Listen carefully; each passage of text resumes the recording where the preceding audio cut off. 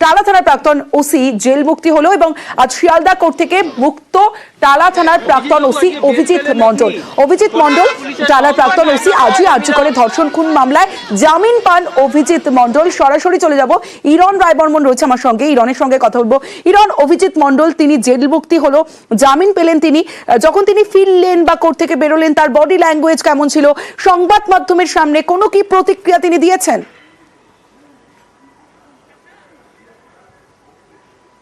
দেখো, আরজি করের জুনিয়র চিকিৎসকের ধর্ষণ এবং খুন মামলায় প্রমাণ লোপাটের অভিযোগে আটক হয়েছিলেন, গ্রেপ্তার হয়েছিলেন সিবিআই এর হাতে অভিজিৎ মণ্ডল, টালা থানার তৎকালীন ওসি, বর্তমানে প্রাক্তন ওসি।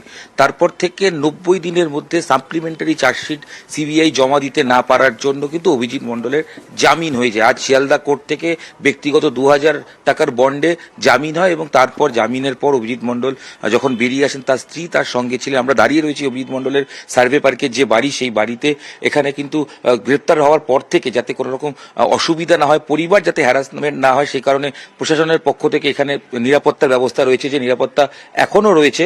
অভিজিৎ মণ্ডল ঠিক 7:30টার সময় এখানে আসেন, যদিও সংবাদ মাধ্যমের সঙ্গে তিনি কোনো কথা বলতে চাননি। তাকে যখন নিয়ে আসা হয়, পুলিশ কিন্তু তৎপরতার সঙ্গে নিয়ে আসেন তাদের সহকর্মীকে এবং সেখানে রীতিমতো গাড়ি করে শিয়ালদা কোর্ট থেকে আসার পর বাড়ির সামনে সংবাদ মাধ্যম থাকার কারণে সেখানে রীতিমতো মাথা ঢেকে, মুখ ঢাকিয়ে সেখানে বাইক করে নিয়ে প্রবেশ করানো হয়। তার সঙ্গে কথা বলার চেষ্টা করা হলো, তিনি কোনো রকম প্রতিক্রিয়া দেননি।